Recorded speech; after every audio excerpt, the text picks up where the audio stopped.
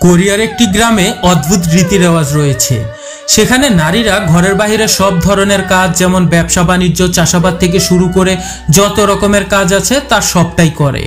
অন্যদিকে পুরুষদের কাজ ছিল ঘরবাড়ি সামলানো ও বাচ্চাদের দেখাশোনা করা। এই গ্রামের মেয়েদের কুরকুরানি চাহিদা ছিল অনেক বেশি, তাই যতই নলহল করা হোক না কেন তাদের এই চাহিদা সহজে মিটত না। তো পুরুষদের সবচেয়ে বড় দায়িত্ব ছিল রাতের বেলা তাদের স্ত্রীর সাথে ঘন্টার পর ঘন্টা ধরে টোনাটুনি খেলা। এজন্য গ্রামের পুরুষেরা সবসময় অনেক দুর্বল থাকতো, আর বাহিরের কোনো কাজকর্ম ঠিকমতো তারা করতে পারতো না। এই গ্রামেই বাস করত বিউন নামে এক দুর্বল পুরুষ, যার টুনটুনি এত বেশি ছোট ছিল যে গ্রামের সব মহিলারাই এজন্য তাকে নিয়ে মজা করত। কিন্তু কি হবে তখন, যখন হঠাৎ করেই তার ছোট্ট টুনটুনি বিশাল বড় হয়ে যাবে? জানতে হলে দেখতে থাকো পুরো ভিডিও। একদিন পাশের গ্রামের কিছু বখাটে ছেলে বিয়নদের গ্রামের একটা রেস্টুরেন্টে খাবার খেতে আসে। সে বখাটে ছেলেদের সর্দারের নজর গিয়ে বিয়নের উপরে পড়ে, যে সবার থেকে আলাদা হয়ে চুপচাপ এক কোনায় বসে নিজের খাবার খেতে থাকে। বখাটেরা বিয়নকে জ্বালাতন করা শুরু করলে প্রথমে সে তার সামনে থাকা জ্বলন্ত কয়লা তুলে পানিতে ফেলে দিয়ে তার রাগ শান্ত করে। কিন্তু বখাটের সর্দার তবু মাইর খাবার শখ জায়গায় সে বিয়নকে হিট করে বসে। তখন বিয়ন একাই সব ছেলেগুলোকে মেরে সেখান থেকে ভাগিয়ে দেয়। বিয়নের এমন ফাইটিং স্কিল সেখানে থাকা কিছু মেয়ে দূর থেকে দেখে বিয়নের উপর ক্রাশ খাইতে থাকে, আর নিজেদের মধ্যে বলা বলি করে, না জানি এই ছেলে খাটযুদ্ধে কতটা শক্তিশালী। তখন সেখানে থাকা একজন বয়স্ক মহিলা এসে সবাইকে বলে, বিয়নের উপর এত ক্রাশ খেয়ে কোনো লাভ নাই, কারণ বিয়নের ময়না খুবই ছোট। এরপর সেই মহিলা মেয়েদেরকে বিয়নের দুঃখের ইতিহাস বলতে শুরু করে। বিয়ন একদিন গ্রামের রাস্তায় হেঁটে হেঁটে কেক বিক্রি করছিল, আর রাতও অনেক বেশি হয়ে গিয়েছিল। তখন তার নজর গিয়ে একটা মেয়ের উপর পড়ে, যে বাথরুমে গোসল করছিল। আর মেয়েটাও তখন বিয়নকে উকিঝুঁকি মারতে দেখে বাথরুমের ভেতরে ডেকে নেয়। তারপর তারা দুজন উদলাগায়ে যখন গুনাহ করতে নেবে, তখন সেই মেয়েটি দেখে বিয়নের টুনটুনি অনেক ছোট আর জুসের স্ট্রোর মতো অনেক চিকন। এসব কিছু শুনে সেখানে থাকা সব মেয়েরা তখন অনেক হাসতে থাকে আর বিয়নকে নিয়ে মজা করতে থাকে। নিজেকে নিয়ে এভাবে সবাইকে মজা করতে দেখে বিয়নের তো খুবই খারাপ লাগে, কিন্তু সে কাউকে কিছুই বলতে পারে না, কারণ তারা সবাই যা কিছু বলছিল সবই সত্যি ছিল। বিয়নের বড় ভাইয়ের নাম ছিল ক্যাংমক, যে ছিল এই গ্রামের অন্যতম সুদর্শন পুরুষ, আর তার হাতিয়ারও ছিল বেশ শক্তিশালী। তাই সে চাইলেই যে কোনো মেয়ের কাম তামাম করতে পারত। এজন্য মেয়েরাও তার পেছন পেছন পাগলের মতো ছুটে বেড়াতো। ক্যাং যখন গোসল করতে আসতো, মেয়েরাও তখন তাকে লুকিয়ে লুকিয়ে দেখতো আর ক্যাংকে কাত করবার চেষ্টা করতো, কিন্তু এসব কিছুতে কোনো লাভই হতো না। এদিকে রাত হলে বিয়ন একটা হোটেলে বসে খাবার খাচ্ছিল। তখন এক ফটকা এসে বিয়নের টুনটুনি নিয়ে মজা করতে থাকে। এজন্য বিয়ন রেগে গিয়ে সেই লোকের উপর হামলা করে বসে। তখন বিয়নের বড় ভাই ক্যাং সেখানে এসে বিয়নকে নিয়ে বাড়ির দিকে রওনা দেয়। রাস্তায় তারা দু ভাই ডালিয়া নামে একটা সুন্দরী মেয়েকে নাগিন ডান্স করতে দেখে। মেয়েটাকে এভাবে ডান্স করতে দেখে তারা দু ভাই ব্যালেন্স হারিয়ে পানির ভেতরে পড়ে যায়। মেয়েটাও তখন সেখান থেকে চলে যায়, আর তারা দু ভাই পাশেই একটা জায়গায় আগুন জ্বালিয়ে নিজেদের কাপড় শুকাতে থাকে। তবে তখনও তারা দু ভাই শুধু সেই মেয়েটাকে নিয়ে ভাবছিল। কাপড় শুকাতে শুকাতে ক্যাং তাদের গ্রামে বেশ কয়েক বছর আগে ঘটে যাওয়া একটা ঘটনার কথা মনে করে। সে সময় তাদের গ্রামে একটা অনুষ্ঠান ছিল, আর অসাবধানতাবশত বিয়নের ময়নায় তখন আগুন লেগে যায়।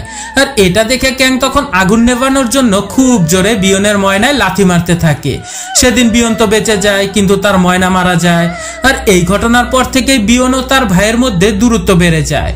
তো যাই হোক, পরদিন বিয়ন জানতে পারে ডালিয়া নামে সেই মেয়েটি, মানে গত রাতে বিয়ন ও তার বড় ভাই রাস্তায় যাকে দেখেছিল, সে প্রতি রাতে নদীতে গোসল করতে আসে।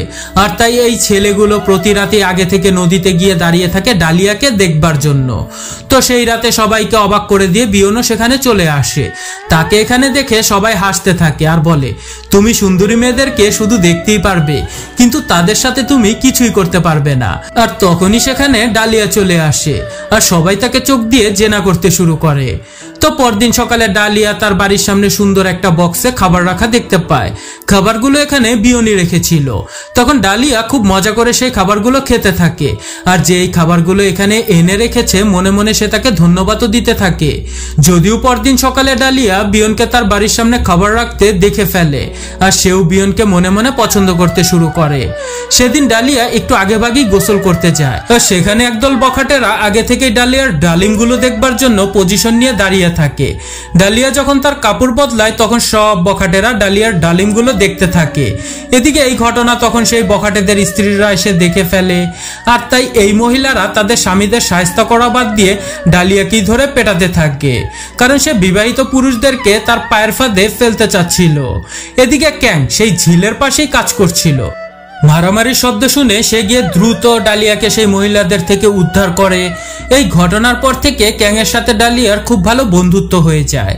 পরদিন ক্যাং তার ভাই বিয়নকে বলে সে খুব দ্রুতই বিয়ে করবে, কারণ সে তার মনের মতো কাউকে খুঁজে পেয়েছে, আর সেই মেয়েটি আর কেউ নয়, সে হলো বিয়নের ক্রাশ ডালিয়া।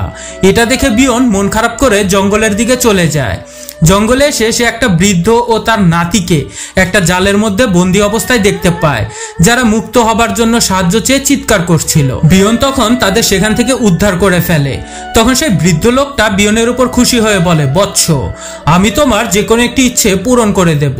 তখন বিয়ন সেই বৃদ্ধ লোকটাকে তার দুঃখে ভরা জীবনের কথা খুলে বলে। সব শুনে সেই বৃদ্ধ লোকটি বিয়নকে এমন একটা জায়গার সন্ধান দেয় যেখানে গেলে সে মাটির নিচে এক ধরনের ম্যাজিক্যাল ওয়াটার পাবে, আর এই পানি খেলে বিয়নের হাতিয়ার শক্তিশালী হয়ে যাবে। তবে সেই বৃদ্ধ বিয়নকে সতর্ক করে দিয়ে বলে, তুমি সেখান থেকে শুধুমাত্র এক ঢোক পানি খাবে, যদি এর বেশি পানি তুমি পান করো তবে তোমার জন্য গ্রামের সব মহিলাদেরকেই ভোগান্তিতে পড়তে হবে। তবে কে শোনে কার কথা? বৃদ্ধের পুরো কথা শেষ হবার আগেই বিয়ন সেখান থেকে চলে যায়। এরপর বৃদ্ধের কথা মতো সেই জায়গাটায় এসে অনেক খোঁজাখুঁজির পরে সে ওই ম্যাজিক্যাল ওয়াটারের দেখা পায়, আর বিয়ন তখন সেই বোতলে সবটুকু পানি খেয়ে ফেলে। এরপর বেহুশ হয়ে সারা রাত সে সেখানেই পড়ে থাকে। জ্ঞান ফেরার পর বিয়ন গ্রামে এসে দেখতে পায় গ্রামের সব পুরুষেরা যুদ্ধে যাচ্ছে, কারণ প্রতিবেশী রাজ্য তাদের রাজ্যের উপর হামলা চালিয়ে দিয়েছে। আর বিয়ন যেহেতু মাতাল হয়েছিল তাই কেউ তাকে যুদ্ধে নিয়ে যেতে চায় না। বিয়নের ভাই ক্যাংও যুদ্ধ করতে চলে গেছে, আর তাই ডালিয়া ঘরে একাই রয়েছে। এদিকে ম্যাজিক্যাল ওয়াটার খাবার কারণে বিয়নের টুনটুনি এখন টাইগারের রূপ নিয়েছে, আর এই গ্রামে এখন পুরুষ বলতে বিয়ন ছাড়া আর কেউই নেই। এখন তার বড় ভাই ক্যাং যুদ্ধে থাকায় ঘরবাড়ি, ব্যবসা বাণিজ্য, এমনকি তার স্ত্রীর ডালিয়াকেও এখন তাকেই দেখে রাখতে হবে। রাতে বিয়ন যখন রান্না করছিল তখন সে তার ভাইয়ের রুম থেকে কারো গোংরানির আওয়াজ শুনতে পায়।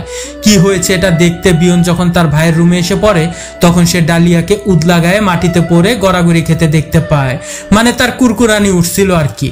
ডালিয়াকে এভাবে দেখতে পেয়ে বিয়নের টুনটুনি তো টাইগার হয়ে যায়।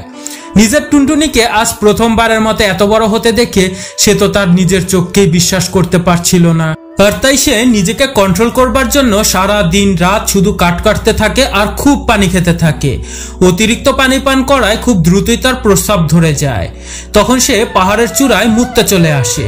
ঠিক ওই সময় পাহাড়ের নিচ দিয়ে গ্রামের রানী যাচ্ছিল, আর দুর্ঘটনাবশত তার গাড়ি বহরে আগুন লেগে যায়।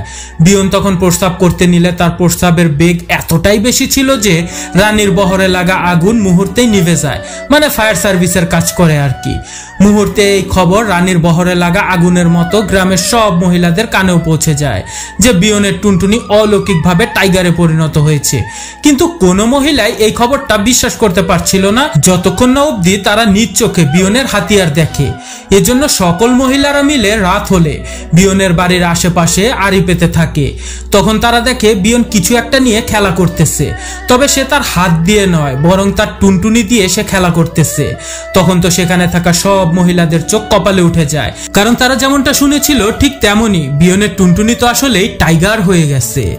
যেসব মহিলারা এতদিন বিয়নের টুনটুনি নিয়ে মজা করে বেড়াতো তারাই এখন বিয়নকে দিয়ে তাদের কুরকুরানি মেটাতে ছুটি ছুটি করে বেড়াচ্ছে, কারণ তাদের সকলেরই হাজবেন্ড যুদ্ধে চলে গেছে। আর এদিকে তাদের সার্ভিস দেবার মতো বিয়ন ছাড়া আর কেউই ছিল না। বিয়নও বুঝতে পারছিল মহিলারা তার কাছে কি চায়, তবে সে নিজেকে কন্ট্রোল করে নেয়। এক রাতে সিউলবি নামে এক মহিলা আর সহ্য করতে না পেরে বিয়নের বাড়িতে চলে আসে। তখন সে বিয়নকে ওয়াইন খাবার জন্য দেয়।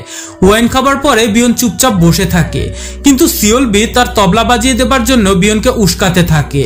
তখন বিয়ন সিউলবিকে বলে, তুমি আমাকে হ্যান্ডেল করতে পারবা না। বিয়নের কথা শুনে সিউলবি হাসতে থাকে আর বলে, তোমার মাথায় যতগুলো চুল আছে আমি তার চেয়েও বেশি পুরুষের খাট কাঁপিয়েছি। এটা শুনে বিয়নের খুব রাগ উঠে যায়, আর সে তখন ওই মহিলার তবলা বাজাতে শুরু করে। আর এমন ভাবে তবলা বাজাতে থাকে যে তার শব্দে গ্রামের সব মহিলাদের ঘুম ভেঙে যায়, আর সবাই বিয়নের বাড়ির সামনে ভিড় জমাতে থাকে। বিয়ন এত বেশি শক্তি নিয়ে সেই মহিলার তবলা বাজিয়েছিল যে ওই মহিলার নাক দিয়ে রক্ত বের হয়ে আসে। আসে। তখন সেই মহিলা অন্যদের বলে তার উপর দিয়ে যে পরিমাণে হামলা হয়েছে এতে তার সুস্থ হতে কমপক্ষে 10 দিন সময় লাগবে। এটা শুনে গ্রামের অন্য সব মহিলারা বিয়নের দ্বারা এমন হামলার শিকার হতে লাইনে দাঁড়িয়ে পড়ে। আর বিয়নও সিরিয়ালে লাগাতার গ্রামের সব বয়সী মেয়ে ও মহিলাদের উপর হামলা চালাতে থাকে। বিয়নের টাইগারের দ্বারা হামলার শিকার হয়ে গ্রামের কোচি কিংবা বয়স্ক সব মেয়ে মহিলারাই খুশিতে নাচতে আরম্ভ করে। তো এভাবেই একদিন সে লক্ষ্য করে গ্রামের সব মহিলাদের সাথেই সে তার মিসাইল দিয়ে হামলা করে ফেলেছে। এখন এই গ্রামে শুধুমাত্র একটা মেয়ে বাকি রয়েছে যার সাথে সে এখনো সংঘর্ষ করতে পারেনি, আর সে হলো তার ভাইয়ের স্ত্রী ডালিয়া। অন্যদিকে গ্রামের রাজকুমারীর কানেও বিয়নের টাইগারের খবরটা চলে আসে, আর তখন থেকে সেও বিয়নের টাইগার দিয়ে তার জঙ্গলে অভিযান চালানোর জন্য অস্থির হয়ে রয়েছে। এজন্য সে দ্রুত সেনাবাহিনীর একটা চৌকস দলকে পাঠিয়ে বিয়নকে তুলে নিয়ে আসে তার জঙ্গলে অভিযান চালানোর জন্য। তারপর সেই গ্রামের রাজা বিয়নকে বলে, তোমাকে আমাদের জন্য ইংরেজদের সাথে একটা মোকাবেলা করতে হবে, আর যদি তুমি সেই মোকাবেলায় জিতে যাও তাহলে আমি তোমার ভাইকে যুদ্ধ থেকে ফিরিয়ে নিয়ে আসবো। আর এই চ্যালেঞ্জটা ছিল এমন যে বিয়ন ও তার প্রতিপক্ষকে তাদের টাইগার দিয়ে ওজন ধরে রাখতে হবে, যে যত বেশি ওজন ধরে রাখতে পারবে সে জিতে যাবে। বিয়ন এই চ্যালেঞ্জে রাজি হয়ে যায়। বিয়নের প্রতিপক্ষ ছিল উগান্ডার, যে তার বড় হাতিয়ারে 30 কিলো ওজন ঝুলিয়ে দেয়। এবার পালা হলো বিয়নের। বিয়নের টাইগার তখনও ঘুমিয়েছিল, কারণ জেগে ওঠার জন্য তার মোটিভেশনের দরকার ছিল। এজন্য মাত্র 20 কিলো ওজন পড়তে বিয়নের কাঁপাকাঁপি শুরু হয়ে যায়। বিয়নের এমন অবস্থা দেখে রাজকুমারী একটা কলা অশ্লীলভাবে খেয়ে বিয়নকে উস্কানি দিতে থাকে, আর তখনই বিয়নের টাইগার জিন্দা হয়ে যায়। এরপর সে এক এক করে 120 কিলো ওজন তার টাইগারে ঝুলিয়ে রাখে, আর শত শত কেজি ওজন সে উপরের দিকে ছুঁড়ে মারে, যা দেখে সবাই খুব অবাক হয়ে যায়, আর সে জিতে যায়। এরপর রাজা তার কথা মতো সৈন্যদের পাঠায় যুদ্ধের ময়দান থেকে বিয়নের ভাইকে ফিরিয়ে আনবার জন্য। তখন রাজার সেনাপতি সেখানে আসে আর রাজাকে বলে, বিয়নের ভাই যুদ্ধে মারা গেছে, তবে তার লাশ খুঁজে পাওয়া যায়নি।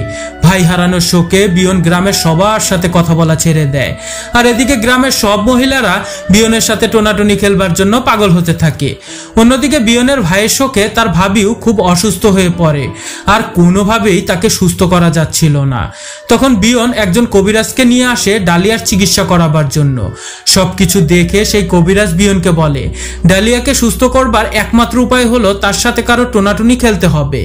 এই কথা শুনে বিয়ন তো খুবই শকড হয়ে যায়, যেহেতু তার ভাই যুদ্ধে মারা গিয়েছে, আর ডালিয়াকে সুস্থ করবার জন্য এছাড়া আর অন্য কোনো উপায়ও তার কাছে নেই।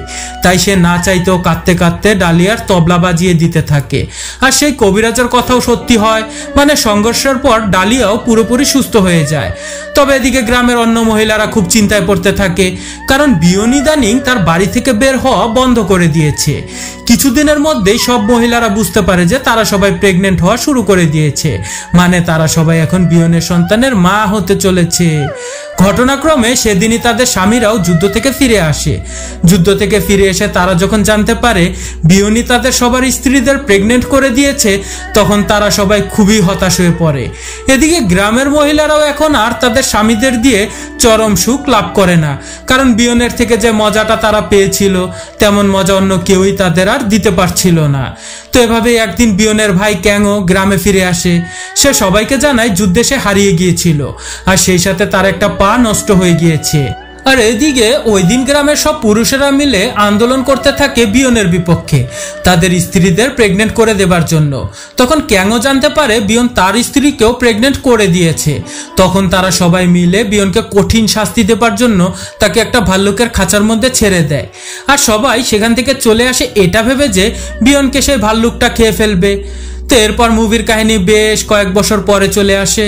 গ্রামে নতুন নতুন অনেক ছেলেপেলে জন্ম নিয়েছে, যারা সবাই বিয়নেরই সন্তান ছিল।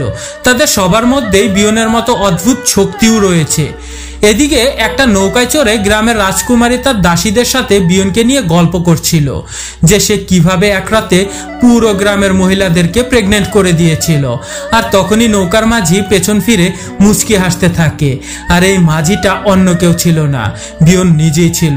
তার মানে সেই রাতে বিয়নের টাইগারের হাত থেকে ভাল্লুকটাও রেহাই পায়নি। আর এরই সাথে এই মুভিটার এখানেই দ্য এন্ড হয়ে যায়।